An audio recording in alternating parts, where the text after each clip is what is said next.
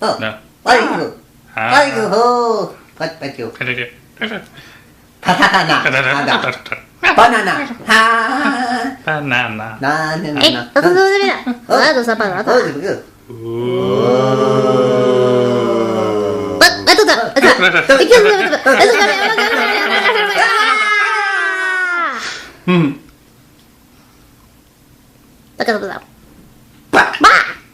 I'm having a bad day.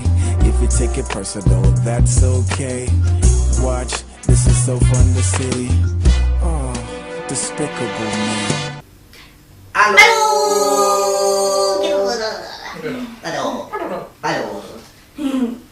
Happy 4th of July, everybody! Happy America Day! Independence Day. Yeah!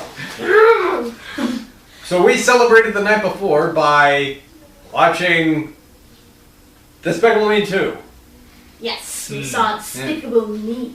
Oh yes. It is. Two dose. And I gotta say, this movie was actually better than the original. Like, nothing against the original. Like, I didn't particularly care for it when I first saw it, but it grew on me the more I watched it, and this one was, like, a lot more enjoyable. Yeah. A little bit darker. Yeah. But I mean, the first one was a cute little movie, but it didn't really have a lot of substance. Whereas this one definitely goes a little more in depth, I guess.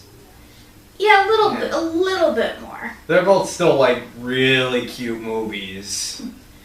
Yeah, it's, what is it? The plot for this one is that Gru has since retired from evil now that he's an adopted dad, and he's now making jelly. Jam. Yeah, Jam, and jelly. Yeah. And apparently it's able to help like finance him enough where he's able to like throw his daughter like a awesome birthday party and such. Except for one problem. The fairy godmother that the fairy princess that he got to, hired for the party, she can't show up. And he's pissed about Messed it. up. Yeah. It's You like, have just killed a little girl's dream! Cooking, what was it? 3 chickens and a giant, like, big piece of meat right on top of there. That was awesome. Yeah. But yeah, he basically, being the good father he is, like, he's really, really a good father at this point. He dresses up as the fairy princess himself. Yeah. And, entertains the kids. And he has a unicorn gun. yes. So yeah, things are going pretty well for Gru, home-wise. But except his that neighbors want to set him up with... Yeah, unfortunately, he gets one of those busybody neighbors who are like, "Oh, you're single? We need to fix that. Here, let me set you up with people you have absolutely nothing in common with." The most annoying people. Oh, God.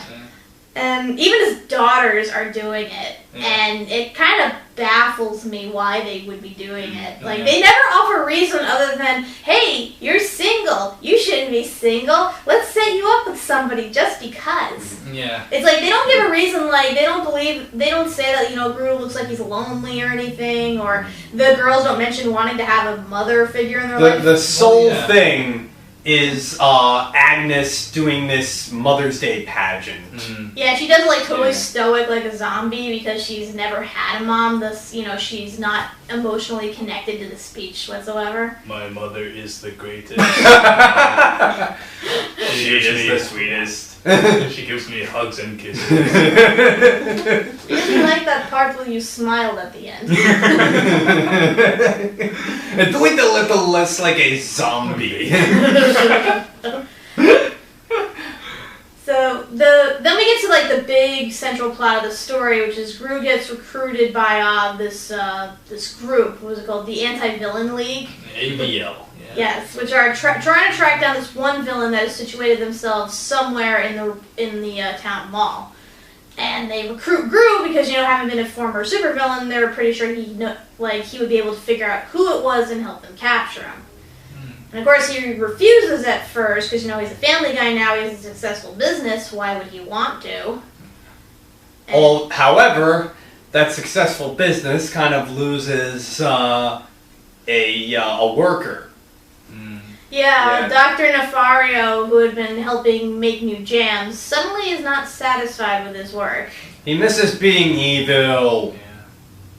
I can understand. I miss being evil too. So I'm still surprised that it's voiced by Russell Brand, because it doesn't really sound like Russell Brand. Well, kudos to him Yeah, then. yeah. But yeah, I mean, in kind of a nice send off, you know, he tells them he took another offer, and so he's going to be working at a bigger, badder lab. I do kind of question why that was the motivator in making Groot take the offer, though. Because you think he'd take it for better reasons, like if the villain somehow posed a threat to him or his family. Because what they show with the villain is the first thing he does is he creates this giant magnet ship which manages to lift an entire lab off its foundation and takes it somewhere. Because apparently it was developing some sort of serum which mutates things. And then as you see throughout the movie, the bad guy is slowly stealing all of Groot's minions. But he doesn't realize that until way later. So it kind of confused me why he would suddenly, change gears and be like, okay, I think I'm gonna be a good guy now and, catch bad guys, even though my partner, who I've had for the last couple of years, complained that I wasn't doing enough evil. Yeah. It just seemed like a really weak reason for me. Well, I guess he kind of gets bored and... Because the jams aren't going that well to begin with. Yeah. The last jam that was developed was terrible. Yeah. But they try to combine all the berries. All the berries. You never combine all the berries. You get a horrible product. And what's funny is that this one minion who falls into the giant vat and gets sucked into this one jar has a recurring role throughout the entire movie. You see him with a jar stuck to his head. What a bastard. But he never takes it off. Yeah. I don't think he can. Never does. Surprised he's able to live. And then again, those things are able to withstand a lot of abuse. Yeah. By the way, I think we kind of missed an introduction here. This is our good friend, Crazy, who is also our sort of fearless leader. Yeah. He sort of made a cameo in our former vlog, where he was headbanging to "What Is Love" and going, "What's up?" Crazy here is essentially the founder of our group, so to speak, and the namesake of our crew, the Crazy Crew. Because he started out as a DJ on our college radio program. Which wasn't much more than just a speaker box Pretty hanging much. outside of a window. That got very limited reception in other areas of the college, if it got any at all. But there was an entire wall of people who were listening when we played the Mortal Kombat theme, which is interesting to play on a radio show, but anyways, we do some combat, some stage combat right outside the studio, which was pretty fun. But basically, the whole group sort of formed around him and then, sort of branched off later on, but we've always essentially referred to ourselves as the Crazy Crew, based on this guy. Yes, and it is because, and of course, we just can't do a Despicable Me vlog without Crazy. No. Come on, that is impossible. I saw the first movie with him, it's like, I gotta see the second with you. Yeah, definitely. Yeah. It's only appropriate. Yeah. Yeah, and I gotta say, we did not have exactly the best viewing experience when we saw this movie, unfortunately. There were 5 of us. And we were 3 rows from the front. We were right up against the screen. Yeah. Because everybody just immediately takes all the other seats, so... It was every other seat, every other row was 4, so... Yeah. But yeah, I mean, essentially, though, once we got past the trailers, we had a good viewing experience for the most part, I'd say. Yeah, I mean, I got used to it. And we saw it in 2D. Oh god, Thank if we God. saw it in 3D, we would have. Oh god, that would not have worked. We would have probably puked our brains out. Despite the fact that I'm wearing 3D goggles, we did not see it in 3D. And I I kind of debate whether we should have or not, because obviously that movie was made for 3D. Well, here's the thing, the way I see it. The first one was definitely made for 3D. In fact, I think that's probably the only reason it was originally made, was just to be a 3D animated movie. Whereas this one, there is definitely noticeable 3D in it, but the 3D kind of takes a back seat in this one. Which is good, because you know, the shows are actually trying to focus more on characters and stories opposed to visuals. And not that the visuals are bad or anything, you know, I mean, it's its own unique styles, which I like. Yeah. Just, you know, I'm just it's glad very that they're... cartoony. I'm just glad they're not making it, you know, the highlights. Like, it's, like, obviously in your face, like I've seen with some shots. And, like... But, yeah, it's definitely not as bad in this one. I gotta say, like, some scenes I am interested to see, like, in 3D. Particularly this one scene. With the octopus? Because the new character, the love interest, I guess her name's Lucy. Yep. Yeah. Played by Kristen Wiig. And she kidnaps Gru. Like, she just says, "Hey, you're gonna come with us." Tases and then just locks him in her. You've probably seen. You've essentially seen the entire scene with her. She goes like underwater, like through the ocean floor, past a bunch of sea life and stuff, and at one point like a shark pops up. So it would have been interesting to see. And an octopus gets lodged on the window on the windshield. And she like keeps using the windshield wipers on it. Slaps it. But it's like, it's right up in your face, essentially. So you know it's 3D. Another thing I would have liked to see is when they introduce another new character. You know who I'm talking about. And Muy Macho. Oh, yeah. Or whatever his alias is at the time. Yeah, one of the guys at the mall. Salsa de Salsa, or something like that. Yeah, Macho, who owns the Salsa de Salsa. And he, Gru recognizes him as having been a former villain. And but nobody believes him, of course. This guy, like, they make him out to be as hardcore as possible. They make him so ridiculously badass. I was in tears laughing. It was so funny. Apparently he died. Yeah, apparently he died. Yeah.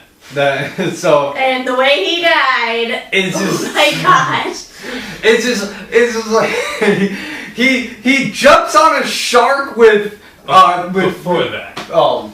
He's in a bar, and then he gets his tequila or something like that. He gives a shot of snake venom. Like, literally, he takes a snake out of nowhere, squeezes the venom out of it. Takes the tequila, crashes it. No, he eats it. He eats it. He eats the cup. And then he tips the bartender with the snake. Just slams it. And then he steals a truck by lifting it, carrying it away. And oh my god, his death is just so incredible. He is riding a shark that's tied to dynamite and then attached itself to a rocket that gets launched into a volcano which explodes. Best death ever. Yeah. But what's even funnier is just the way that I can't even repeat it. Just the way Gru is explaining it. It's all the more funny. But I was dying, just absolutely dying laughing. Our friend was too. He was like losing air. That's how much he was laughing. So yeah, as it's revealed later on, because of course they suspect him, obviously, because Gru knows he was a former villain. So him and Lucy sneak into the place to try to find this chemical that was stolen from the lab that was stolen. That's a mutagen. Yeah, it's like some sort of mutagen, and Yeah, they end up not finding it, instead of finding some really delicious salsa. That is protected by A very angry chicken. El pollito. El pollito. Sí. I love it. It's almost like the killer rabbit. In a way. Which is funny because They reference the killer rabbit. they kind of do. I'm like, and someone I'm like, look at the bones. Because they show in a video a demonstration of what the mutagen does, and they like inject this cute little rabbit full of Cute it. little thing. It turns purple, even hairier than before, and its teeth become really large and jagged. And Big pointed teeth. And it just fucking launches itself at the scientist. You know that guy's dead. So, yeah, that's what this mutagen thing does, and that's why it's so important that they need to find it, because Lord knows what would happen if they inject anything with it. And that kind of leads us back to our plot with the minions. Like I said, they're all getting kidnapped one by one. And I got a question, how many minions does he have? I was wondering that myself. Apparently. Because they're having a huge ice cream party where they're essentially all getting drunk and singing Irish drinking songs. And they all get kidnapped in like different ways. Yeah. Like, But it's yeah, I mean they're lured out with an ice cream truck. they're like kidnapped by a magnet, and then someone's like stolen right out of the front They door. do like an alien abduction. Mhm. But strangely enough, when they all wake up, they're in a tropical oasis, which is actually just a tank. It reminds me of like a Truman's World in a way. And yeah, they're basically being experimented on one by one. And if you ever seen that, if you ever seen that ad they play in the movies, particularly AMC with With the silencing your cell cell phones phones. and everything, with your cell, they show that Look, here's deformed. Dave. Yeah, when they show that deformed purple minion, that's what that is. Yeah. That is a minion injected with that purple mutagen stuff. And they're actually pretty creepy and scary. They are I'm not gonna lie. terrifying. Which makes the movie dark. But we're kind of getting a little ahead of ourselves. Like, Because they start. Of course, they find nothing with El Macho, so they move on to the other. well, they do molecule. find one thing: his son. Yeah. Apparently, El Macho has a son who's like one of those really suave types, even though I'm pretty sure he's only 10 years old. Yeah. And he smoozes over Gru's daughter, Margot. Yeah. And of course, Gru does not like that. Unless he's a boy. On the one hand, though, like El Macho seems to approve of it, and this gets him to invite them all to his big Cinco de Mayo party. So Atop his big ass mansion atop a cliffside and subtle. It's just interesting that he was put undercover in a mall as a cupcake. Yeah, like he ends up ordering a whole big order from Gru, who now is undercover as a cupcake guy. But I don't know, it maybe actually cupcakes turns are out that they find out that the mutagen is actually hidden in another shop, and they planted it on this wig guy. Yeah, that poor guy. Yeah. And speaking of the wigs, Oh, that also leads to the date. Yeah, like we mentioned before, Gru's busybody neighbor finally like sets him up on this date with a friend of hers, and she's like, oh god. Like she talks about how she hates fake people, but everything about her is fake. Yeah. Like big poofy lips, an obvious spray on tan, all this makeup, long ass bleach blonde like hair extensions, and she's like just all out bitch. Like imagine like the worst date you ever had, and that's her. But mercifully, Lucy happens to come in on the date, sees that Gru is not happy with said date, and she tranquilizes the date. Hilariousness ensues. Yeah, apparently that was their bonding moment. Yeah. Just trying to get this lifeless corpse out of the public eye and back to her house. I gotta say though, like, in terms of the romance, because I know this was obviously being set up for with them getting together and stuff, but they really didn't have a lot of those bonding moments. Yeah. Like, there was not that big thing that like they have in common that sort of makes them look at each other different.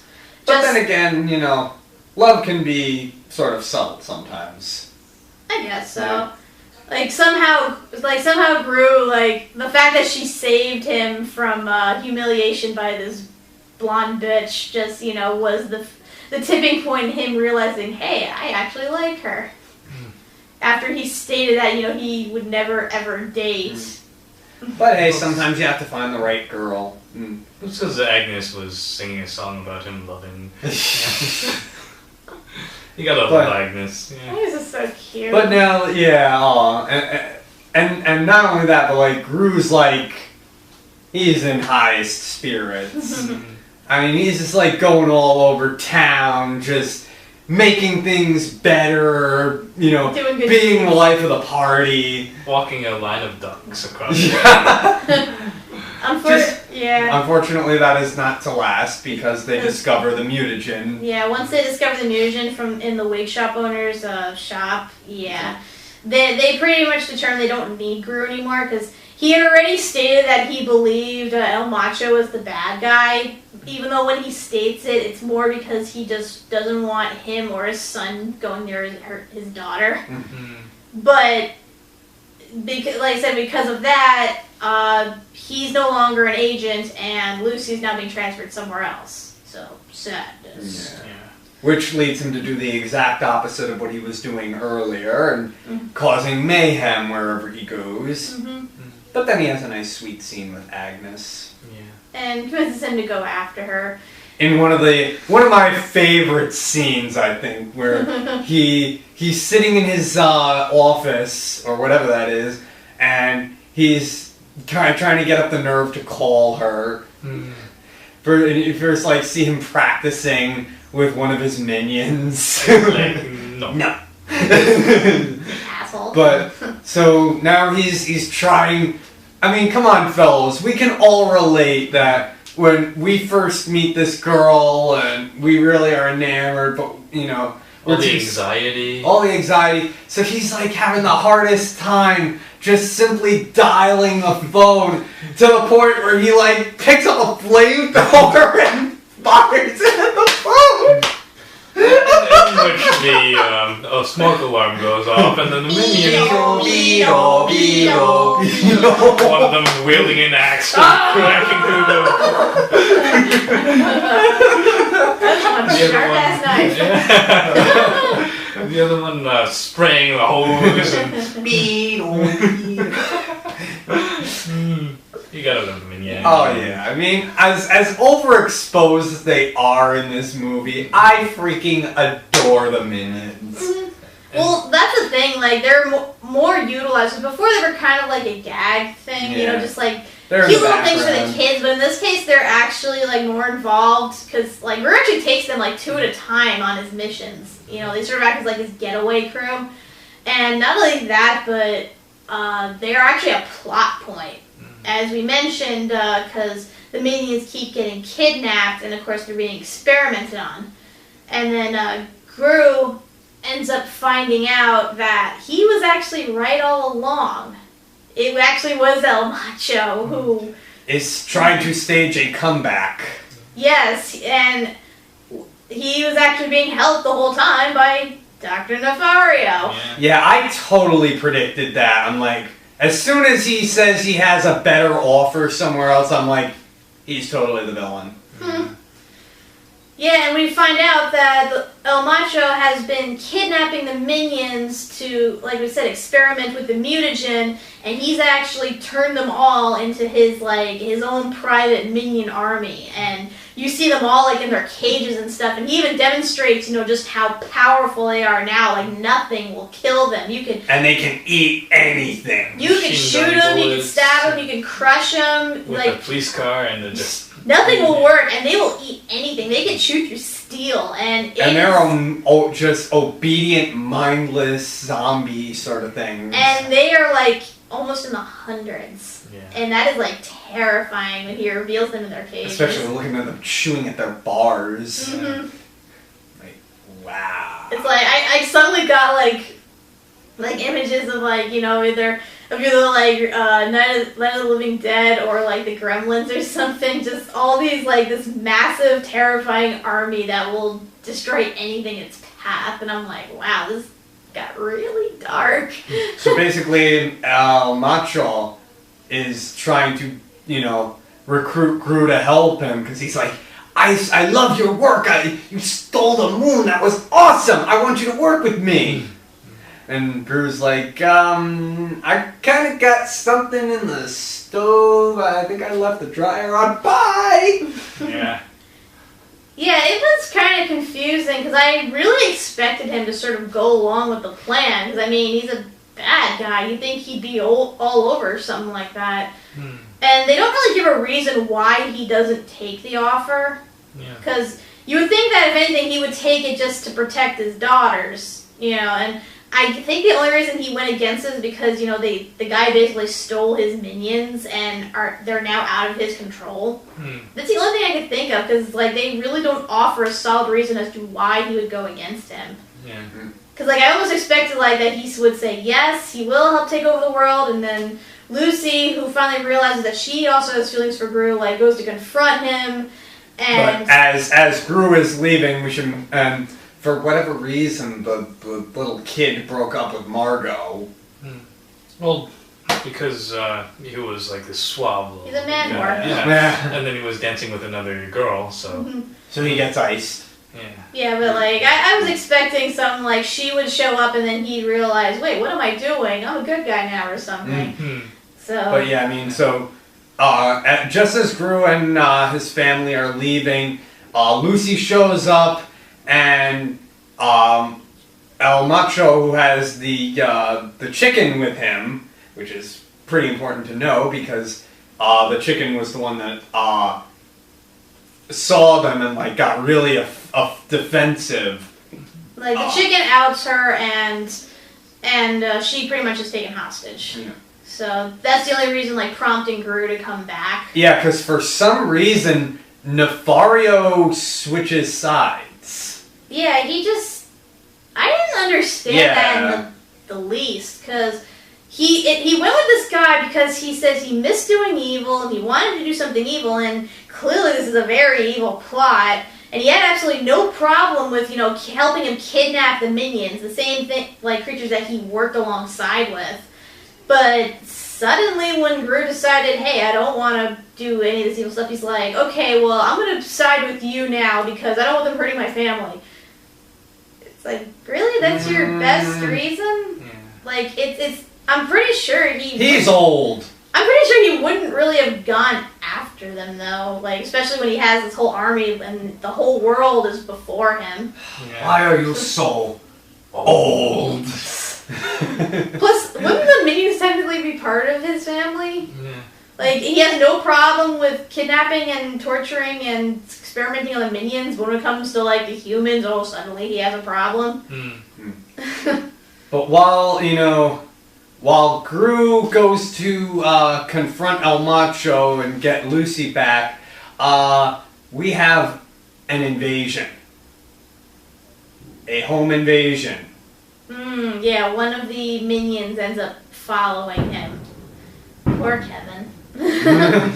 Yeah, and this thing, like, almost captures the girls. Like, it's kind of terrifying because you think, like, oh shit, the thing's really gonna eat them. Yeah. It's gonna eat Kyle! Kyle, that freaking whatever it is! Dog thingy. Yeah. But thankfully that doesn't happen because convenience, it just so happened Dr. Nefario made an antidote to the serum. Rather convenient, don't you think? Like, I personally thought it would have been better if it turned out the jam was the antidote. I thought that too. Because it would have been a reason for why they it was showcased rather it. unnecessary to have an antidote and the jam be separate entities. Yeah. Or if, like, the guy wanted to find an antidote and it just so happened the jam had the right components for it. Yeah, I think that would have been more clever, or at least made more sense. But anyway, that's our plot device. Yeah, so big battle ensues. Gru and 2 of his normal minions manage to sneak inside, and with them painted purple. Yeah, and unfortunately they get caught, and the purple minions are chasing them all over the place, and it is like, think of every zombie movie you've ever seen, and that is Except it. with the zombies being, like, fast. Right. Yeah. And very erratic. Shaking all the time. So, but thankfully the cavalry comes in, they all start shooting the minions with the jam, and they all turn normal, thankfully. And, like, I gotta say, that was, like, I was expecting there to be more of a battle or something. Yeah. Because it's just like, oh, they're building up this great battle. Oh, the jam. Never mind. The plan's foiled. We should mention that in the audience there were very small children, and they were screaming. And, I mean, we're adults, and even we were, like, a little freaked out. Yeah. So I'm like, they kind of did enough. If they had made it any darker, any longer, it probably would have lost its PG rating right there. Yeah, but like we said, the plan is foiled rather quickly, and they surround El Macho, who ends up, for some reason, taking the serum himself, and is turned into a gigantic, fluffy, hairy, purple monster. Like a yeti. He looks like Grimace on steroids. And so yeah, they're like supposed to make him all powerful and stuff, but he was taken out with one front gun. Yeah, he was taken out really easily. Yeah. And that was kind of disappointing because they build up this guy to be such a badass, and he's just taken out like that. Not even with a jam gun, with a fart gun. Yeah. But of course, we have a sort of bigger issue to contend with in that Lucy is about to achieve blast off. Yeah, El Macho ends up tying her to a rocket and threatens Gru, saying that, if he doesn't surrender, he's going to launch her into the same volcano where he supposedly died. In, like, the same exact fashion. Yeah, he attached to a shark and dynamite and everything. And of course, the one to pull the trigger is El Pollito. Damn chicken. El Pollo Loco. So both El of them, Pollo Muy Mal. so both of them are sent off toward the volcano, and Gru manages to free her, thankfully, before the missile goes into the volcano, and he ends up asking her out on that date, finally. So in sort of a theoretical way. Yeah, it's like, let's say if I asked you on the date, what would you say? It's like, dude, you're both heading into a volcano right now. Like, save this for later. But she says yes. Yeah. So. And then they jump into the ocean, and then the rocket flies into the volcano, and surprisingly, nothing really happens except the volcano goes off. It doesn't really do any harm at all. Well, the blast sort of hits them, but It doesn't do anything. I think actually the blast kind of helped them because they were still in free fall, and based on physics, if you hit the water coming from straight down from a very large height, it could kill you. Whereas, since they kind of got blasted at the side, it probably made their trajectory go more horizontal, and thus, made their descent a little easier and not quite as hard. It was still the movie is really based on logic, though. Well, it's still inconsequential. Yeah. Like, I honestly was expecting like something bigger. Like, I mean, it would have made more sense for me personally if they had El Macho fight Gru to the point where they were actually like climbing up the rocket that she was on. He was like trying to free her while El Macho's trying to kill him, and the chicken ends up pressing the button, sending all 3 of them toward the volcano, where Gru manages to free Lucy last minute as they as El Macho gets plunged into the volcano, actually dying that epic death for real. But at the same time, that would mean that the movie would would end with a death. And And the first one didn't? The first one did not. Yeah. The guy was stranded on the moon. But he had a bubble over his head. Yeah, that's totally going to last for however long it takes to send a rocket out there. Well, that's longer than the movie, and that's all that really counts. Yeah. I just say that would have been better, in my opinion. Because at least it would have, like, added some tension. It would have actually given this guy the epic death that everyone thought that he had. That's true, yeah. But, you know, the day is saved, and 147 dates later, we get a Boys to Minion concert. Oh my god, it was so funny. They're doing the wedding of Gru and Lucy, and they have the Minions dressed entirely in white, and they're singing "And I Swear" by Boys to Men. I gotta say, like, that scene alone makes me think that this movie was kind of made with the purpose that, you know, it had older audiences in mind. Because really, what kids, like, under our generation would get that reference? Yeah. Yeah. Like, how old are Boys to Men? Yeah. Like, They're who like really back in remember the 80s, 90s. Right, like, we barely Yeah. remember them. So Yeah. what would younger kids actually, like, how would they get that reference? So so Gru and Lucy get married, and Agnes is able to say her mommy's speech at last. With emotion. Yeah, and it's all happy endings all around. And YMCA. Of course. With the Village Minions. Yes, we don't know how to end this movie, so let's end it on a musical number. Well, hey, they're at a wedding, so why not? I mean, there's always going to be a dance, and typically at weddings and parties you play YMCA, so yeah. why not?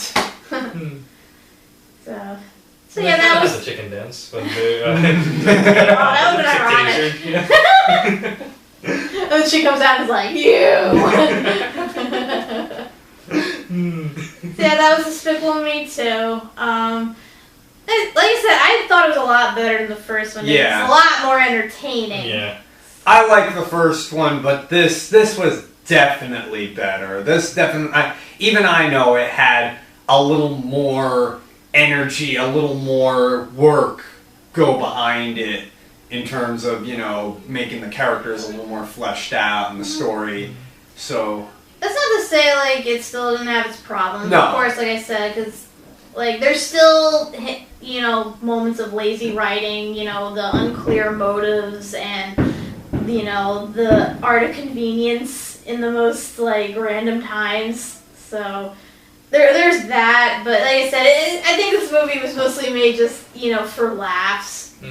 And it did its job very well. It was a fun little action spy adventure, and I enjoyed it immensely. Yes, as did I.